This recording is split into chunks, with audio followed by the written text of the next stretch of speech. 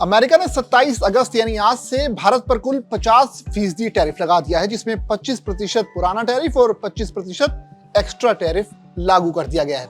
इस वजह से अब अमेरिका में बिकने वाला भारतीय सामान पहले की तुलना में महंगा हो गया है।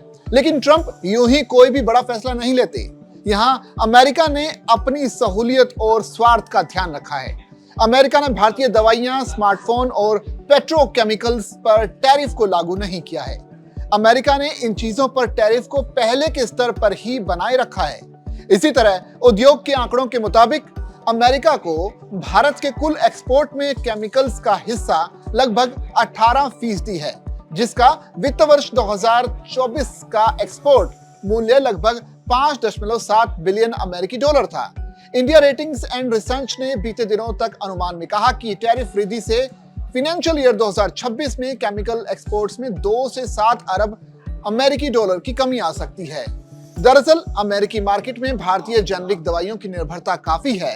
अमेरिका में जहां 10 में से 9 प्रिस्क्रिप्शंस जेनरिक दवाओं के होते हैं, तो भारत उन जेनरिक दवाओं का लगभग 40% उपलब्ध कराता है। ऐसे में अमेरिका में परेशानी ना खड़ी हो जाए, इसलिए ट्रंप ने दवा को टैरिफ से बाहर रखा है। एक रिपोर्ट के मुताबिक दवाइयों के मामले में भारत और अमेरिका एक दूसरे पर बहुत ज्यादा निर्भर हैं। अमेरिकी बाजार तक भारत की पहुंच उसके जेनरिक दवा उद्योग को मुनाफे में रहने में मदद करती है, जबकि अमेरिका अपनी मांग पूरी करने के लिए पर्याप्त जेनरिक दवाएं अभी भी नहीं बना पा रहा। दवाइयां, स्मार्टफोन और पेट्रोकेमिकल्स ऐसे सेक्टर हैं जिन पर ट्रंप के एक्स्ट्रा टैरिफ का कोई असर नहीं होगा, क्योंकि अमेरिका को भी भारत की जेनरिक दवाइयां चाहिए।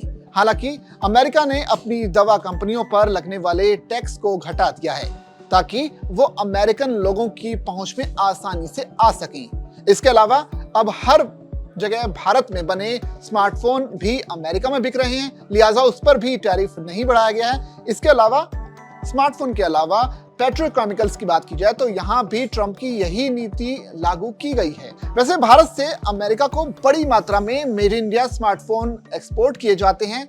इंडिया ब्रीफिंग के मुताबिक जुलाई में आई एक रिपोर्ट के मुताबिक ये कहा गया है कि भारत 2025 की दूसरी तिमाही में अमेरिकी बाजार में टॉप स्मार्टफोन आपूर्तिकर्ता के रूप में चीन से भी आगे निकल गया है। इसकी निर्यात हिस्सेदारी साल दर साल 13% से बढ़कर अब 44% हो गई है। यानी एक तरफ ट्रंप टैरिफ तो लगा रहे हैं, लेकिन अपने स्वार्थ का और सहूलियत का भी ध्यान रख रहे हैं, क्योंकि उन्हें पता है कि अगर टैरिफ इन चीजों पर बढ़ा तो निश्चित तौर पर यह सामान अमेरिका में महंगा बिकेगा और इनके बिना अमेरिकन मार्केट सूनी रहेगी। तो ऐसे में टैरिफ लगाया जरूर जा रहा है, लेकिन अपनी सहूलियत के हिसाब से। इस पूरी खबर पर आपकी क्या राय है, आप कमेंट करके हमें जरूर बताइए और जागरण बिजनेस को सब्सक्राइब करना मत भूलिए।